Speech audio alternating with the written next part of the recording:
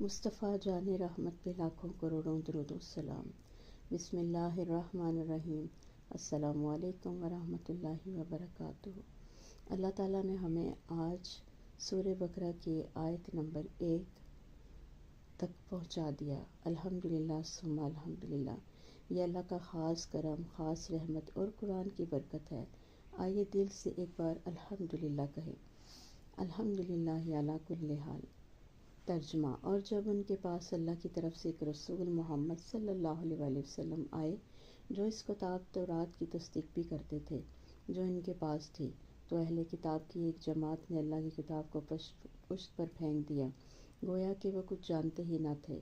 تفسیر: اس آیت میں اللہ تعالیٰ نے بنی اسرائیل کا ایک بہت بڑا جرم بیان فرما رہا ہے۔ اللہ نے انہیں کتاب دی تھی تورات، اس میں صاف صاف نبی آخر الزماں کی آمد کی نشانیاں تھیں۔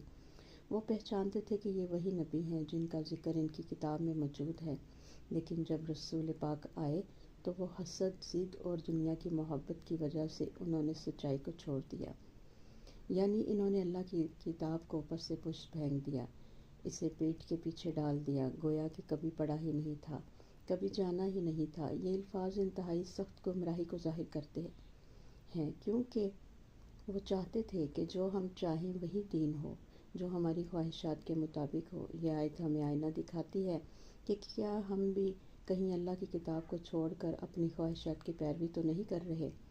جو اللہ کے کلام کو چھوڑ دے گا اللہ اسے ذلیل کر دے گا، جو اللہ کے کلام کو سینے سے لگائے گا اللہ اسے دنیا آخرت میں بلند کر دے گا۔ دل کا زنگ خواہشات ہے، قرآن اس زنگ کو صاف کرتا ہے۔ نبی صلی اللہ علیہ وآلہ وسلم کی محبت اور اتباع ہی اصل ایمان ہے۔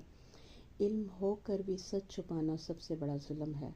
آج کی دعا: اے اللہ، قرآن کو ہمارے دلوں کی بہار بنا، ہمارے سینوں کا نور بنا، ہمارے غموں کا علاج بنا اور ہمارے دل کی پریشانیوں کو دور کر دے۔ آج ہم نے یہ سیکھا کہ قرآن کو چھوڑنا گمراہی کا آغاز ہے، قرآن کو اپنانا نور، رحمت اور عزت ہے۔ ضد اور حسد انسان کو سچائی سے دور کر دیتے ہیں۔